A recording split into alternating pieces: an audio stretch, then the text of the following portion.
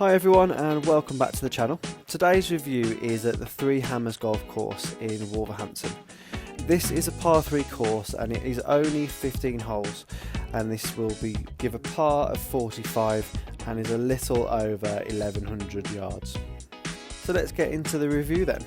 As with all of our other videos, we'll be scoring each section out of 5, and then after that you'll watch me play each of the holes, just talking through a little bit of strategy about every single hole. So on to the feel of the facilities.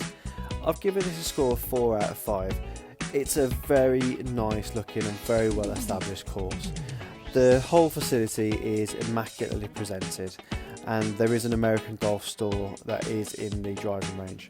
There's also a driving range with full top tracer technology, really good bar facilities, and there is an indoor putting green as well. There's also a short chipping area. I think this is mainly used for the children's lessons, so I'm not too sure if you do have access to it. And the course difficulty, I've given this a score of 4 out of 5. This is quite a difficult course, very tricky in places, lots of tight holes, some really tasty bunkers. A number of the holes, if you are comfortable between 75 to 100 yards, then you're probably not going to have too many problems around here. If you aren't on your A game, then this course will punish you, and it will punish you hard as well.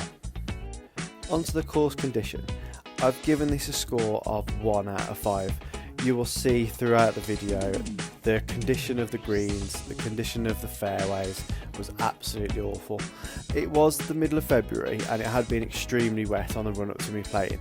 However, if it was like this, it just shouldn't have been open. And more for just the consequences of people walking on really soggy ground, especially on the greens. They really were inconsistent and I didn't feel comfortable with any of the putts. I have played this in the summer multiple times and I can say that the greens are fantastic. It's just a bit unfortunate that on the day that I played they weren't particularly brilliant.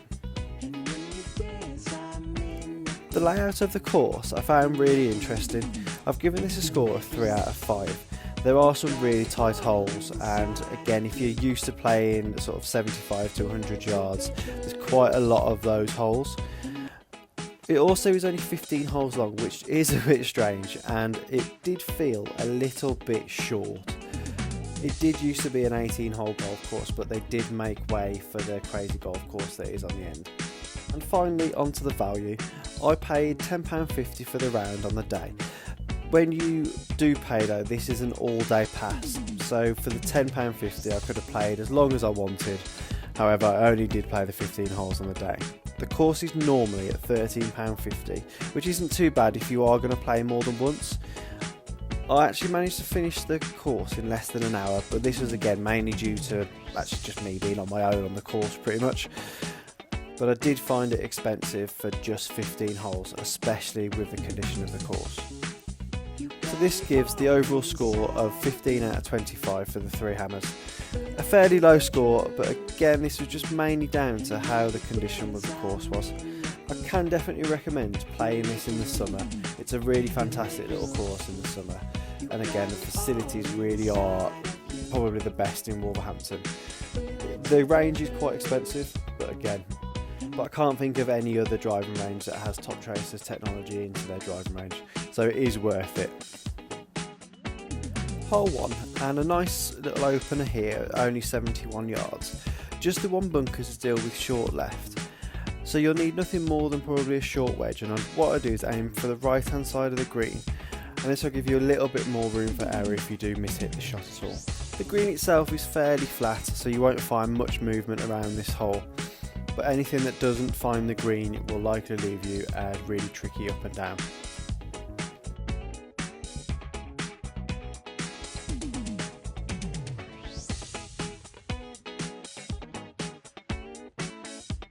Hole 2, and the hardest hole on the course.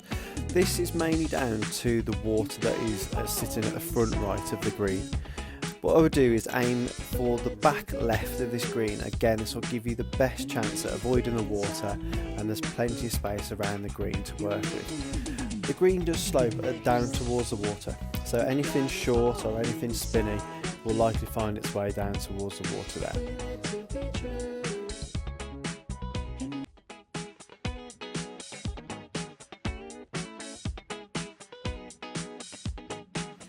Hole 3, and at 95 yards you're really going to have to commit to playing that full yardage. So what I would recommend is playing towards the back of the green. This should help again avoid all the trouble, as there's a large bunker that protects the front right of this green. There are a few trees dotted around the green, however if you find yourself outside of the green then you'll likely find a good opportunity to get up and down. The green itself is pretty flat all the way around, you won't find much movement from any angle on this green.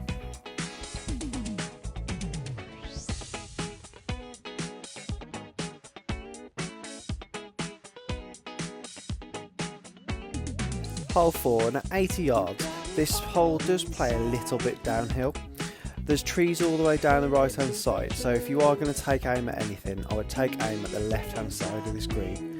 Plenty of space to work with this green, and there's a few little mounds that surround the green, so it might be difficult to get up and down. The green runs slightly down to the front right of this green, however there won't be too much movement from most putts around this green.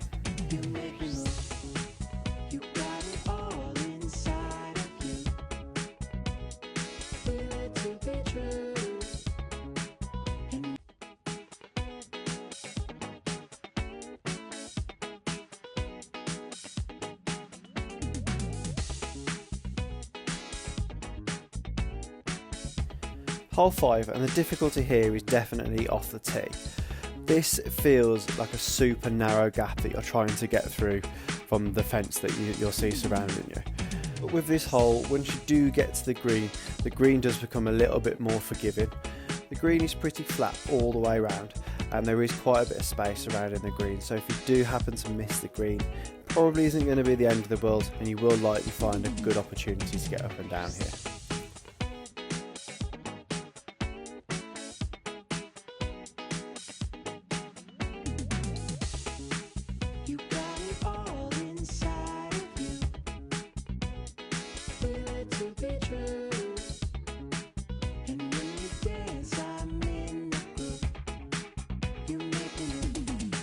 Hole 6, and one of the shortest holes on the golf course. The difficulty here will depend where the pin is. However, almost irrespective of where the pin is, what I would do is aim to the left hand side of this green. This should help you to avoid the bunker that sits at the front right. However, if the pin is tucked behind the bunker like it was for me, you're going to have to commit to playing to the back of the green, so play an extra few yards, give yourself that bit of room for error, and again you shouldn't have too many problems with this green. The green generally does slope down to the right hand side as you're entering the green, but it is quite a generous size, so just be careful of the 3 putts.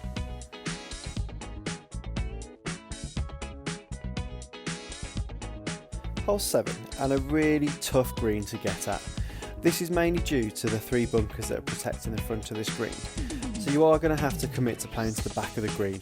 There's quite a bit of space towards the back of the green, so if you do happen to go a little bit too long, again it probably isn't going to be the end of the world. The green slopes a little bit slightly from left to right, however you won't find too much movement across any of the putts on this green.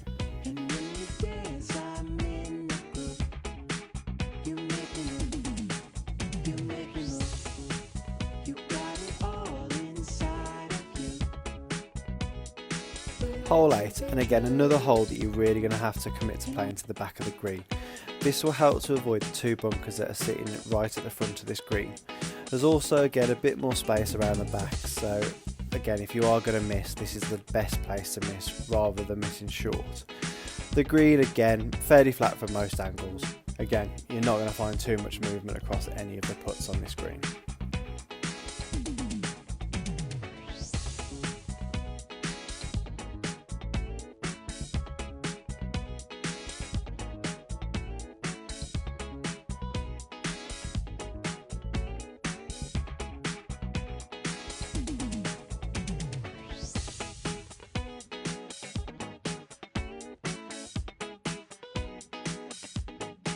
Hole 9, and another hole that has some really nasty bunkers.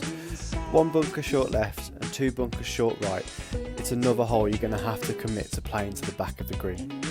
There's quite a bit of room again surrounding these greens, there's a few trees dotted about, but again if you do find yourself a little bit too long, it's going to be a reasonable opportunity at getting up and down. The green again is pretty flat. There is a slight slope down towards the front, However, most of the green is fairly flat. Hole 10 and the longest hole on the course at 122 yards. All the trouble is down the left hand side. I would take this out of play by aiming to the right hand side of the green. There are a few mounds which again might make it a little bit difficult to get up and down if you do miss this green. The green has little movement, there's a few undulations, but again nothing really to worry about.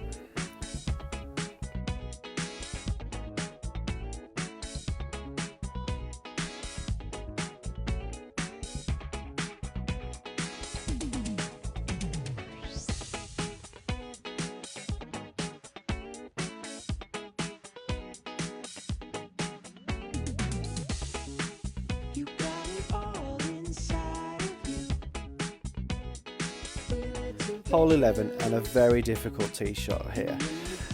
You probably won't see the bottom of the pin, and this is mainly down to the 3 bunkers that are protecting the front of this green.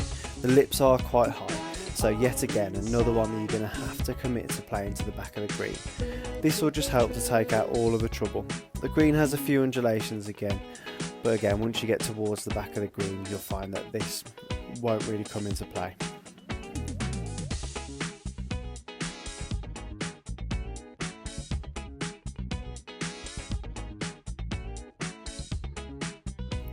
Hole 12 and a fairly short one at 63 yards here.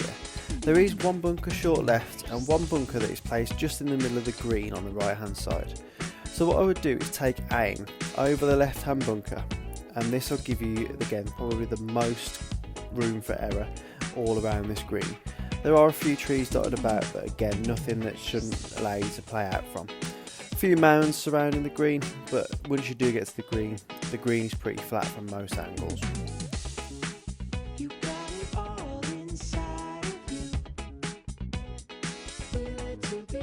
Hole 13 and a little bit different to all of the other holes. The bunkers this time are at the back and they are at quite an angle, so you really do want to try and avoid these bunkers at all costs, because that is going to be a really difficult shot playing probably downhill onto a really tight green. So if anything, play short and then just have to rely on your short game to get up and down. The green is pretty spacious and there's again very little movement. There's maybe a little bit of a sort of downhill slope towards the front and to the back of the green, but again shouldn't be too much problem around here.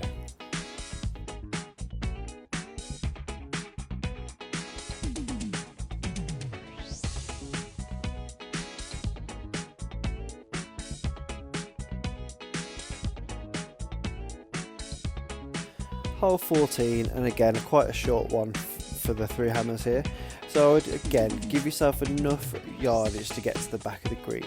There's plenty of space around this green, but you will want to try and avoid the bunker that is short left. The green has a gentle slope, and again it is a little bit like an upturned down saucer, so you will have to commit to the putt.